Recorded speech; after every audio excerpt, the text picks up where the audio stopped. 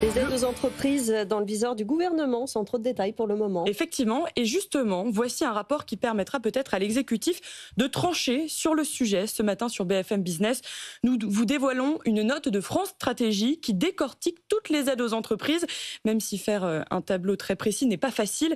Nathan Cocampo, il n'y a pas de consensus ni sur leur périmètre, ni sur leur montant total. Oui Margot, selon France Stratégie, si l'on compte uniquement les aides d'État aux entreprises fondées sur la définition juridique européenne, elles représentent alors 45 milliards d'euros. Mais si l'on prend un second périmètre qui élargit les subventions, les dépenses fiscales, les aides financières et les exonérations de cotisations sociales prises en compte, on arrive à plus de 111 milliards d'euros.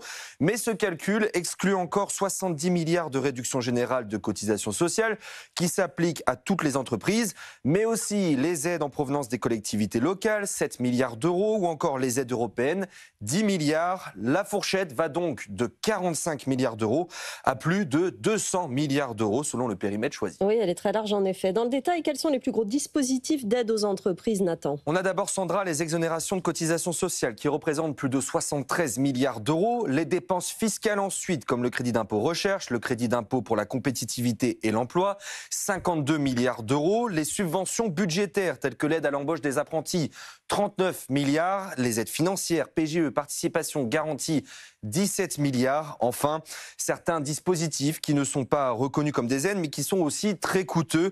Il s'agit des régimes fiscaux comme les régimes mère-fille ou encore l'intégration fiscale des groupes. Et avec tout ça, quelle conclusion en tire France Stratégie? Déjà qu'il faudrait une définition claire et consensuelle d'une aide aux entreprises pour savoir comment les comptabiliser et ainsi mieux évaluer leur efficacité.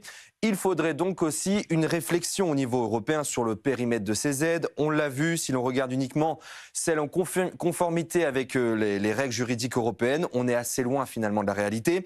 France Stratégie pousse pour une réflexion sur ces dispositifs, sur la multitude des dispositifs. Il existe 175 mesures budgétaires, 234 mesures fiscales, 40 mesures d'exonération de cotisations sociales, ce qui crée un manque de clarté et donne un avantage aux grandes entreprises qui ont les moyens de gérer la complexité administrative.